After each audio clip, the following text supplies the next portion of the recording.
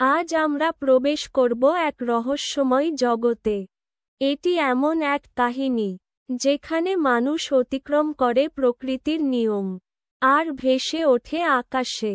হ্যাঁ, আজ আমরা জানব ভাসমান হিন্দু সন্ন্যাসীর গল্প, যা মিথ নয়, কেবল কল্পনাও নয়, বরং ধ্যান ও সাধনার অলৌকিক শক্তির সাক্ষ্য।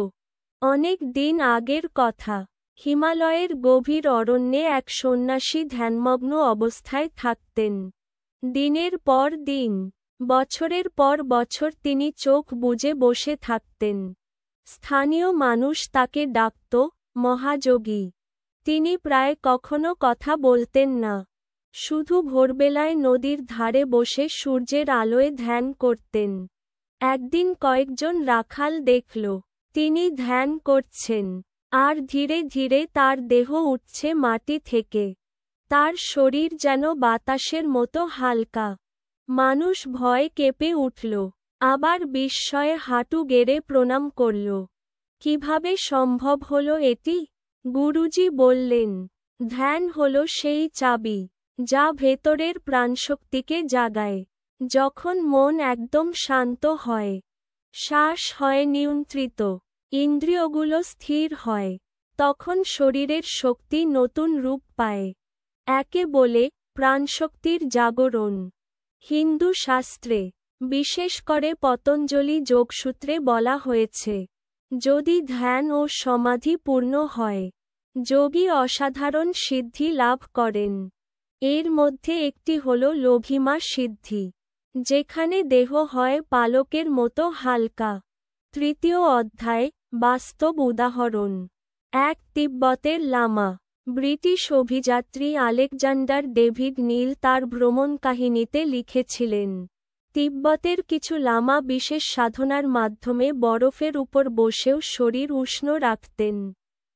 অনেক সময় তারা ধ্যানে বসে লাফাতে লাফাতে প্রায় ভেসে যেতেন। দুই ভারতীয় যোগী সুবর্ণগিরি। 19তম শতকে কলকাতার এক সাংবাদিক লিখেছিলেন, হুগলির কাছে এক যোগীকে দেখা গিয়েছিল, যিনি ধ্যানে বসে কিছু ইঞ্চি মাটি থেকে উঠে যান। লোকেরা তাকে বাতাস যোগী বলত। 3 শ্রী রামকৃষ্ণের উল্লেখ। শ্রী রামকৃষ্ণ নিজে বলতেন, গভীর ভক্তি ও ধ্যানের সময় দেহ কখনো হালকা লাগে, মনে হয় উড়ে যাব। তার ভক্তরা একাধিকবার বলেছেন, তাকে সমাধিস্থ অবস্থায় মাটি থেকে কিছুটা ওপরে উঠতে দেখা গেছে। এখন প্রশ্ন হল, বিজ্ঞান কি বলে? বিজ্ঞানীরা বলেন, গভীর ধ্যানের সময় মস্তিষ্কের তরঙ্গ বদলে যায়। আলফা ও থিটা তরঙ্গ সক্রিয় হলে শরীর ও মন আলাদা অভিজ্ঞতা লাভ করে। অনেক সময় ধ্যানের সময় শরীর খুব হালকা মনে হয়। মনোযোগ এতটাই গভীর হয় যে দর্শকদের কাছে মনে হতে পারে দেহ ভেসে আছে। কিছু গবেষক বলেন, এটি অল্টার্ড স্টেট অফ কনশাসনেস, যেখানে ধ্যানী ব্যক্তি নিজের শরীরের ভর ভুলে যান। ভাসমান সন্ন্যাসীর কাহিনী নিয়ে বিতর্ক আছে। কেউ বলেন এটি অলৌকিক ক্ষমতা, আবার কেউ বলেন এটি মানসিক বিভ্রম।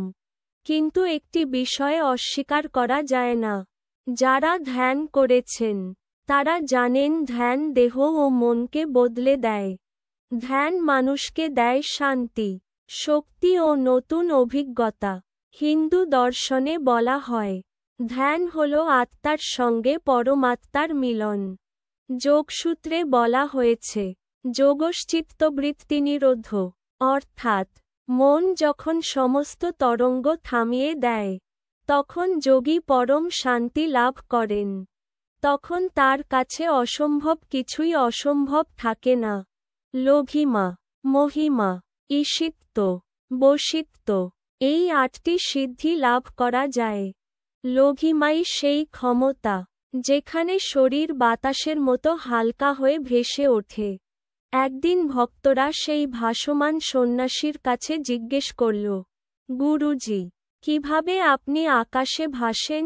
সন্ন্যাসী শান্ত কণ্ঠে বললেন, ভাষা কোনো লক্ষ্য নয়, লক্ষ্য হল আত্মজ্ঞান। আমি শুধু তোমাদের দেখাই ধ্যান করলে মানুষের ভেতরে কি অসীম শক্তি জেগে ওঠে। শ্রোতৃবৃন্দ, আমরা হয়তো আকাশে ভাসতে পারব না, কিন্তু ধ্যানের মাধ্যমে আমরাও পেতে পারি ভেতরের শক্তির জাগরণ। ধ্যান আমাদের দেয় মানসিক শান্তি, মনোসংযোগ, সাহস, করুণা, আত্মবিশ্বাস। আজকের ব্যস্ত জীবনে প্রতিদিন কয়েক মিনিট ধ্যান করলে আমরা নিজের ভেতরেই অনুভব করতে পারি সেই অসাধারণ শক্তি। উপসংহার: তাহলে ভাসমান সন্ন্যাসীর রহস্য কি? হয়তো এটি অলৌকিক, হয়তো এটি বিজ্ঞানের বাইরে, কিন্তু আসল সত্য হল ধ্যান মানুষের জীবন পাল্টে দেয়।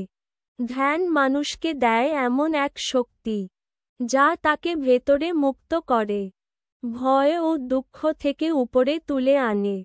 তাই চোখ বুজুন, শ্বাস নিন ধীরে, মনকে শান্ত করুন এবং অনুভব করুন আপনার ভেতরেও আছে সেই অসাধারণ শক্তি যা একদিন আপনাকে উড়িয়ে নিয়ে যাবে শান্তি ও মুক্তির আকাশে।